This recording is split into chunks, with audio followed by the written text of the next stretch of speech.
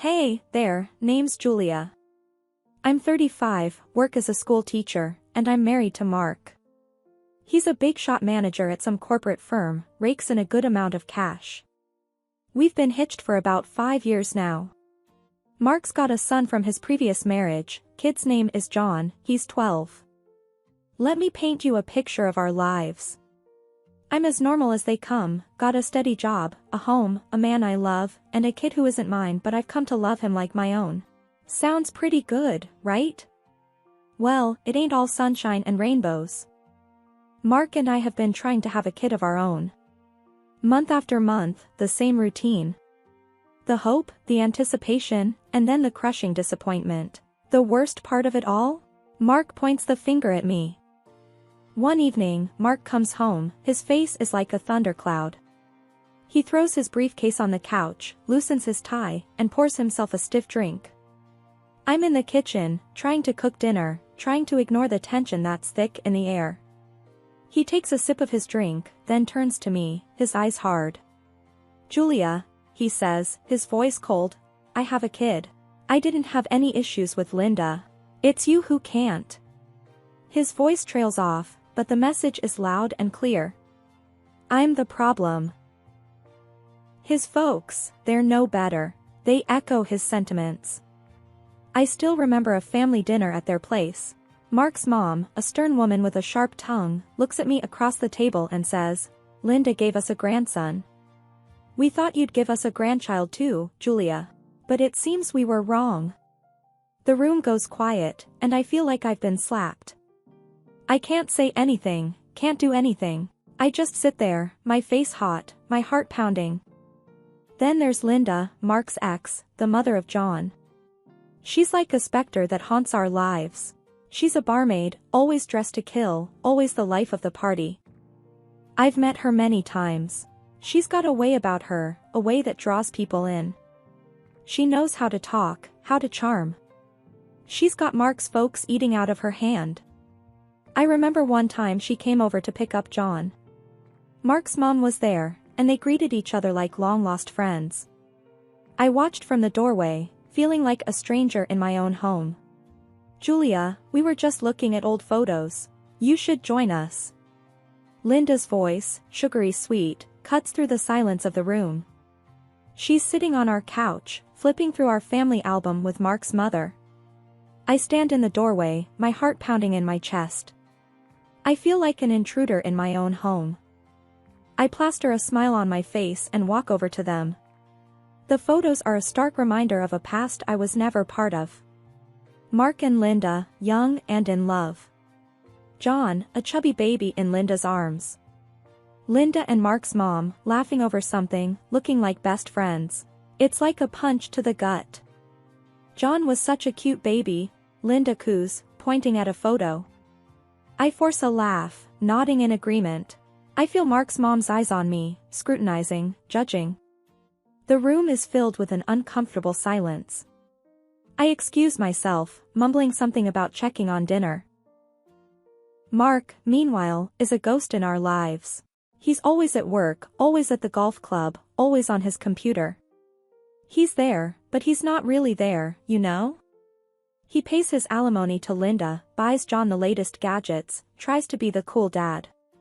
But when it comes to me, to us, he's always too tired, always too busy. One night, he comes home late from the club, the smell of alcohol heavy on his breath. I'm sitting on the edge of the bed, a report card in my hand. Mark, I say, trying to keep my voice steady, we need to talk about John's grades. He grunts, his eyes still closed. Not now, Julia, he mumbles, I'm tired. But Mark, I insist, his grades are slipping. We need to. Julia, he snaps, his voice harsh. I said not now. He turns over, his back to me, and that's the end of our conversation.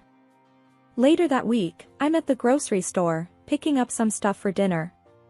I bump into Linda in the frozen food aisle. She's got a cart full of junk food, probably for John. He's always been a picky eater, always preferred junk over home-cooked meals. I try to keep my distance, but she spots me. Julia, she calls out, a smirk on her face. shopping for dinner?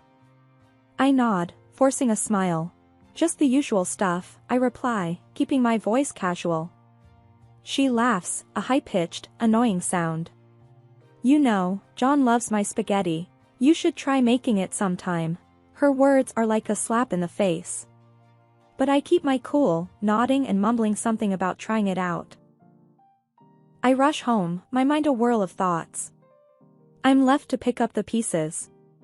I'm left to play mom to John, to help him with his homework, to attend parent-teacher meetings, to deal with his mood swings. I'm left to clean up Mark's mess, to play the dutiful wife, to put on a happy face when all I want to do is scream. I'm sitting at my desk, scrolling through my phone when a message pops up. It's from my friend, Jenna. There's a photo attached. I open it, and my heart stops. It's Mark, my Mark, with his arm around Linda. They're in a bar, laughing, looking cozy. I can't breathe, can't think. I feel like I've been punched in the gut. I wait for Mark to come home, the photo burning a hole in my pocket. He walks in, tired, a little drunk. I take a deep breath, steeling myself. Mark, I say, my voice steady, we need to talk. He grunts, dropping his keys on the table. What is it, Julia? He asks, his voice tired. I hold up the photo, my hand shaking. He looks at it, his face blank. Then he laughs, a loud, harsh sound. So what? He asks, his voice cold. Linda and I are friends. We have a kid together. His words hit me like a slap in the face. Friends, I repeat, my voice a whisper. He nods, his face hard. Yeah, Julia, friends. We have a kid together. We have a history together. What's your problem? I feel tears prick at my eyes, but I blink them back. I won't let him see me cry. My problem, I say, my voice rising, is that you're my husband, Mark. You're supposed to care about me, about us. He scoffs, rolling his eyes. Oh, Julia, he says, his voice dripping with sarcasm. Always the drama queen. I'm bored, Julia. Bored with this, with us. Linda, she's fun. She's exciting. She understands me. I feel like I've been punched in the gut. I can't breathe, can't think, but I won't let him see me break. I won't give him the satisfaction. Fine, I say, my voice cold. If that's how you feel, then maybe we should end this. He looks at me, his face blank. Then he shrugs, a casual, cruel gesture. Maybe we should, he says, his voice cold. He walks away, leaving me standing there, the photo still clutched in my hand. The next day, I decide to confront Linda. I find her at the bar, serving drinks, laughing with the customers. She looks up as I walk in, her smile fading. Julia, she says, her voice cautious. What brings you here? I slam the photo on the bar, my heart pounding in my chest. What's this, Linda? I ask, my voice steady. She looks at the photo, then at me. She shrugs, a smirk on her face. Mark and I are friends, Julia, she says, her voice casual. We have a kid together. I feel a surge of anger, of betrayal. But I keep my cool, keep my voice steady. He's my husband, Linda, I say, my voice cold, and I won't let you ruin my marriage. She laughs, a harsh, cruel sound. Oh, Julia, she says, her voice dripping with sarcasm, your marriage was ruined the moment you walked into it. Mark's always been mine. He always will be. I feel a surge of anger, of determination. I won't let her win, won't let her destroy my life. We'll see about that, Linda, I say, my voice cold. We'll see about that. I turn and walk away, leaving her standing there, the photo still on the bar. I've got a fight in me, and I'm not going down without a fight. It's a quiet afternoon and I'm sitting with John, Mark's son, at our kitchen table. We've got his school books spread out between us, and I'm helping him with his math homework. John and I have always had a good relationship. He's a good kid, smart and kind. He's nothing like his mother, thank God. Julia, he says, his voice quiet, why does 2x plus 3 equal 5? I explain the equation to him, simplifying it so he understands. He nods, scribbling down the answer in his notebook. We work in silence for a while, the only sound the scratch of his pencil and the occasional sigh of frustration. Then, out of the blue, he says, "Dad and Mom meet a lot, you know?" I freeze, my heart pounding in my chest. I force a smile, pretending not to be affected. "Oh?" I ask, my voice casual. "That's nice." He nods, oblivious to the turmoil inside me. "Yeah," he says, "they meet at the park, at the mall. They talk a lot. They laugh a lot." His words are like a punch in the gut. But I can't let him see my pain. I can't let him know how much his words hurt. "John," I say, my voice steady, "your dad and I, we're good, okay? We're happy. Your mom, she's just a part of his past." He looks at me, his eyes wide. "Okay," he says, his voice small, "okay, Julia." Just then, the doorbell rings. It's Linda, here to pick up John. I stand, my heart pounding in my chest. John runs to the door, excited to see his mom. I follow him, my mind racing. I have to confront her, have to tell her to stay away from Mark. "Hey, John," Linda says, her voice sweet. "Ready to go?" John nods, running to get his bag. Linda turns to me, her eyes cold. "Julia," she says, her voice icy, "we need to talk." I nod, my heart pounding in my chest. "Yes," I say, my voice steady, "we do." We step outside, away from John.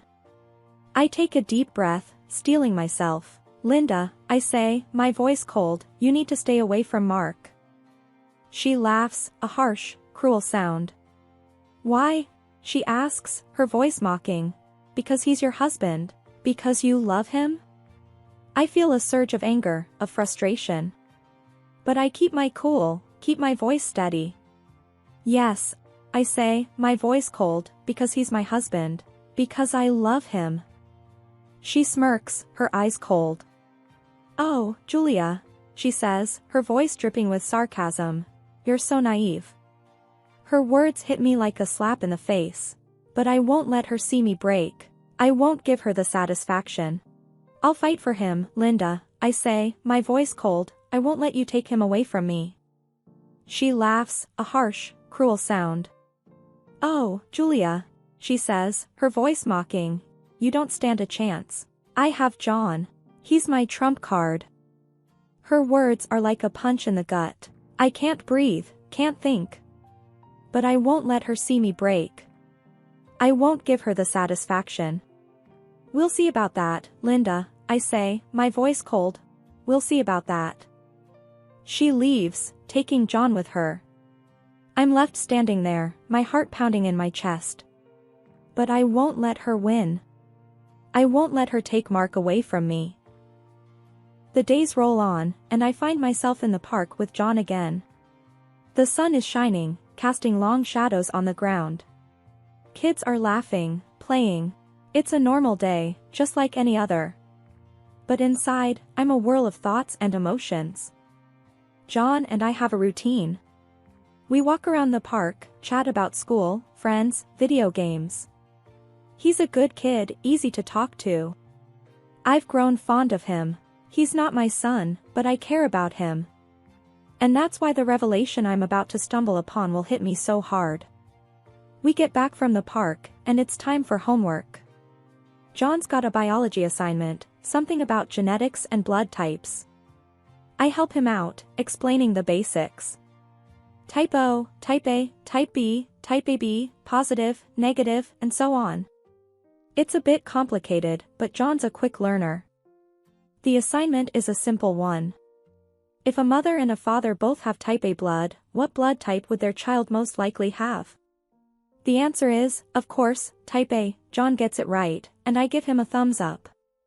Then, he looks at me with a puzzled expression. "But, Julia," he says, "I have type B blood." I freeze. My heart pounds in my chest. "That's impossible." Unless Mark isn't John's father. I stare at John, my mind racing. But I can't let him see my shock. I can't let him know what I'm thinking. Oh, I say, forcing a casual tone. That's interesting. Who told you that? My doctor, he replies, at my last checkup.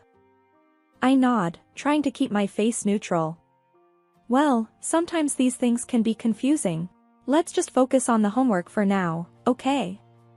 He nods, and we go back to the assignment. But my mind is elsewhere. I'm thinking about Mark, about Linda, about the truth. I'm thinking about how I'm going to deal with this. A few hours later, Linda comes to pick up John. I watch as they drive away, my heart heavy in my chest. I'm not sure what to do, how to handle this. But I know I can't ignore it. I can't pretend like nothing's wrong. John, bless his heart, tells Linda about the genetics problem we solved. He's smiling, excited about his new knowledge. But Linda, she goes pale. She looks at me, her eyes wide. I pretend not to notice. I pretend like everything's fine. But it's not. I've discovered a secret, a truth that could change everything. And I'm not sure what to do with it. But one thing's for sure. I'm not going to let Linda win. I'm not going to let her take Mark away from me.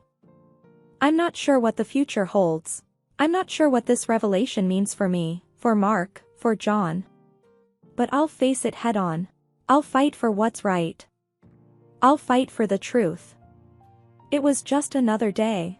I was in the kitchen, cooking up some breakfast. Mark was sitting at the table, reading the newspaper. John was upstairs, getting ready for school. It was just like any other day, but inside, I was a mess. Julia, where's the butter? Mark asked, not looking up from his newspaper. In the fridge, where it always is, I replied, trying to keep my voice steady. He grunted and got up to get it himself. I watched him, my heart pounding in my chest. I couldn't help but wonder if he knew, if he suspected anything. John came down the stairs, his hair still wet from the shower. He grabbed a piece of toast and started to eat. John, sit down and eat properly, I said, trying to sound stern. He just shrugged and kept eating. He was always like that, always in a hurry. I watched him, my mind racing.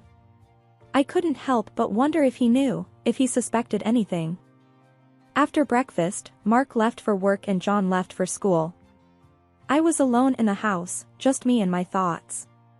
I went up to John's bathroom, my heart pounding in my chest. I stared at his hairbrush, my hand shaking.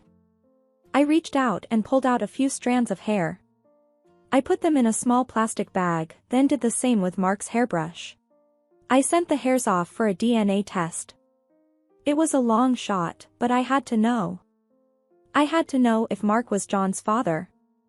The waiting was the hardest part. Every day, I checked the mail, my heart pounding in my chest. Every day, I was disappointed. But I didn't give up. I couldn't. Not now. Finally, the results arrived. I stared at the envelope, my heart pounding in my chest. This was it. This was the moment of truth. I ripped open the envelope, my hands shaking. I pulled out the paper, my eyes scanning the words. And then, I saw it. The results. The truth. I won't tell you what it says. Not yet. That's a story for another day, but I will tell you this. The truth changed everything.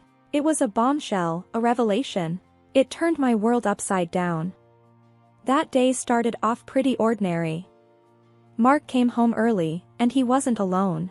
Linda was with him, and so were his parents. They had that look, you know the one. The look that says, we're here, and we're taking over. I was sitting on the couch, holding on to the DNA test results. Mark cleared his throat.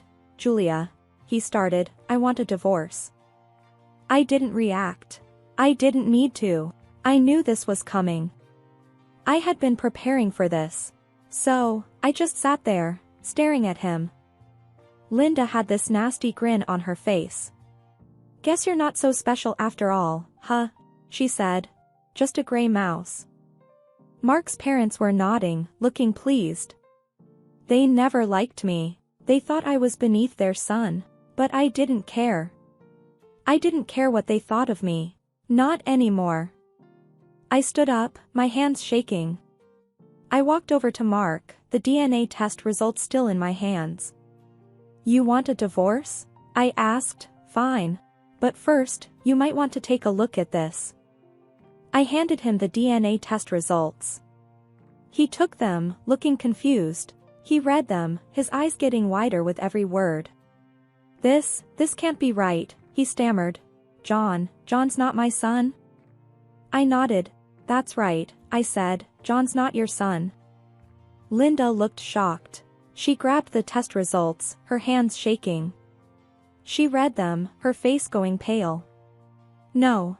She whispered, no, this can't be true. I didn't cheat on you, Mark. I swear. But Mark wasn't having it. You're lying, he yelled, you did this, Julia. You did this to get rid of them. His parents chimed in, siding with Linda. Linda wouldn't cheat. This is your doing, Julia. I shrugged. Fine. I said. Let's do another test then. Let's see if these results hold up. All eyes turned to Linda. She was pale, shaking. No, she said, no more tests. I smirked. Why not, Linda? If you're so sure John is Mark's, what's the harm in another test? Linda broke down, tears streaming down her face. Okay. I cheated. John isn't Mark's. Mark was furious. You lied to me, he said, his voice cold. You lied to me for years. I want all my money back. Every single penny. His parents looked shocked. They tried to argue, tried to deny it. But it was no use. The truth was out. And nothing they could say or do would change that. I watched them, feeling a sense of satisfaction. For the first time in a long time, I felt free. I felt powerful. I'd done it. I'd finally left the big mansion, the shimmering chandeliers, the empty glamour, and the web of lies. I'd traded it all for a small, homely apartment in a quiet part of town. It was a far cry from the opulence I was used to, but it was real. It was mine. I'd filled it with second-hand furniture, a few potted plants, and a lot of hope. I continued to teach at the local school, and those kids, they were my lifeline. They kept me grounded, kept me real. Mark, my ex-husband, was another story. He'd finally severed ties with Linda, his ex-wife. He'd come to see her true colors, but it was too late. He had washed his hands off John, Linda's son. Poor kid, he wasn't even Mark's own, but he had been caught in the crossfire. But as much as I tried to forget, the past had a way of sneaking up on me. I missed John. Not Mark, never Mark.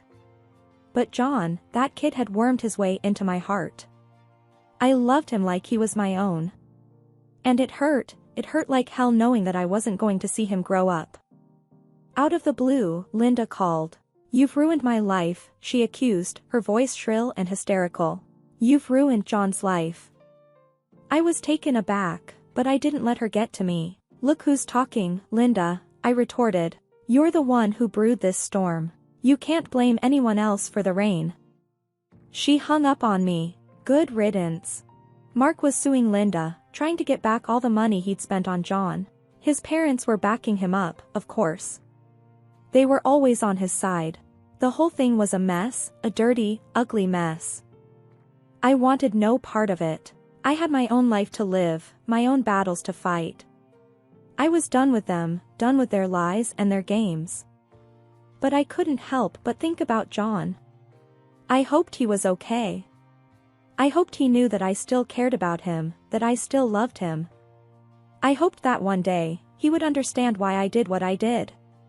For now, though, I had to keep moving forward. I had to make a life for myself, a life that was mine and mine alone. I was Julia, and this was my story. I was no one's victim, no one's fool. I was a survivor.